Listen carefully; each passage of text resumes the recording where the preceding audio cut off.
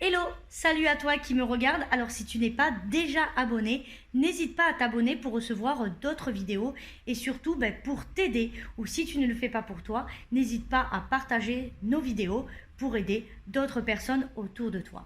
Alors je suis Barbara de Work Attitude. Aujourd'hui je tenais à vous faire une petite vidéo tout simplement parce qu'en fait je discutais avec une de nos coachées que l'on avait aujourd'hui en formation, Christelle, et qui me posait cette problématique sur la reconnaissance de son travail.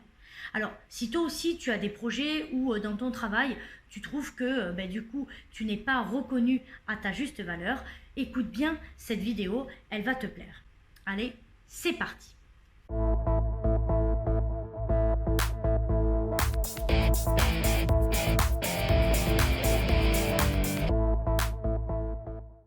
Alors, cette petite vidéo, c'est pour tout simplement donc vous expliquer le cas de Christelle.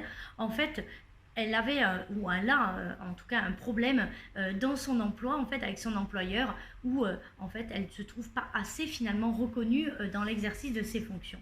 Alors, elle me demandait, et on a travaillé sur ça avec les autres, comment être reconnu dans ce que je fais. Alors, ça peut être utile si tu es salarié, mais ça peut être utile également si tu es entrepreneur. Comment être reconnu par sa hiérarchie ou comment être reconnu par ses clients tout simplement, et être reconnu également pour la qualité de son travail. Alors, comme je le disais à Christelle, ce n'est pas la qualité forcément du travail qui va jouer, ou en tout cas pas uniquement, parce qu'effectivement, nous, chez Work Attitude, il est très important d'axer sur la notion de qualité, de savoir-faire, de savoir-être, mais également, je lui disais, elle me disait, je travaille beaucoup, mais je trouve que finalement, ça ne se voit pas ou on ne le reconnaît pas. Alors comme je disais, c'est pas le nombre d'horaires ou c'est pas la quantité de travail que tu vas fournir, et c'est vrai que certes on a une notion de qualité qui est très importante, mais en fait il faut venir rationaliser, optimiser ou tout simplement travailler plus correctement. Et ça veut dire quoi?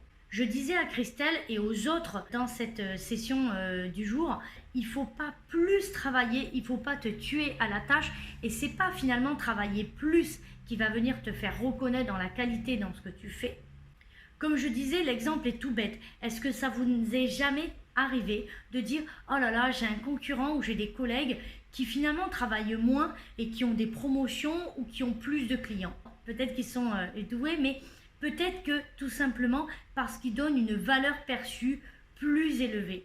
Et c'est quoi? La valeur perçue, c'est pas en quantité. Souvent on dit on va venir faire beaucoup, et souvent malheureusement, comme je dis, c'est quand vous faites beaucoup, vous montrez, vous démontrez quelque chose, et parfois cela peut paraître malheureusement suspect. Pour être reconnu dans son travail, tout simplement donne la sensation d'apporter des solutions concrètes et durables. Et ça, c'est tout simplement le secret primordial pour être reconnu par ses pairs, c'est finalement d'être utile et de donner des réels outils qu'avec toi et avec ce que tu vas leur apporter, ou en tout cas dans ton job ou à tes clients, tu vas leur apprendre des choses et tu vas leur donner des solutions à leurs problèmes. Et donc c'est pas en travaillant plus, mais c'est également en levant tes blocages et en venant répondre à des choses dont ils avaient besoin. Par exemple, Christelle me disait « Oui, mais pour moi, on m'a toujours dit que pour être bien et pour être bien vu, il fallait travailler beaucoup, et c'est comme ça également qu'on allait réussir et que j'allais avoir une belle carrière. » Et donc finalement, c'est en levant son blocage de travailler plus que pour réussir, il fallait beaucoup travailler.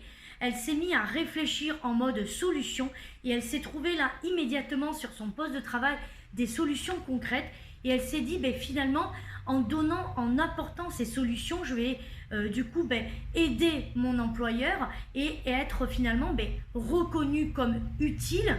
Et finalement, je vais avoir moins à me fatiguer inutilement à la tâche avec des tâches finalement qui seraient trop en dedans.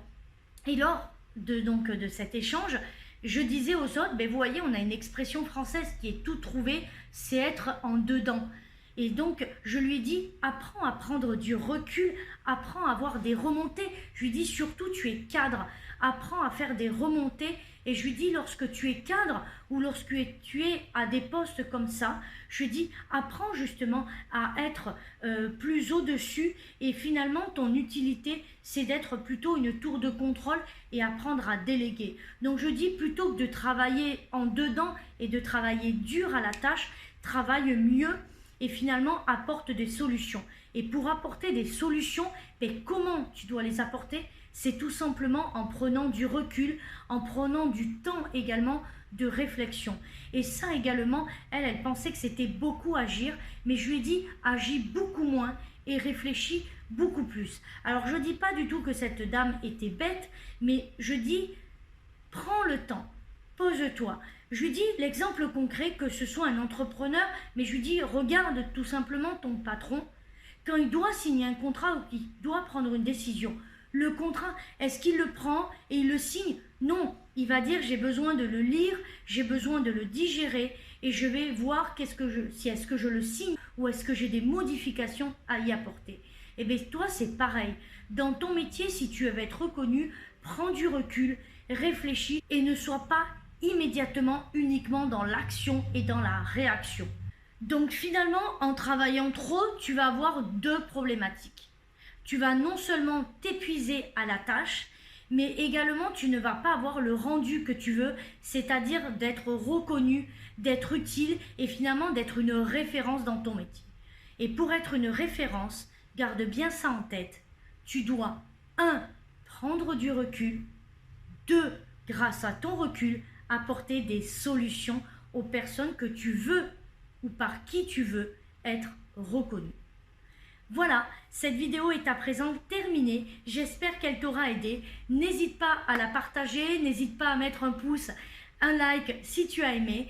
Et je te dis à très vite et surtout, révélez-vous. Ciao!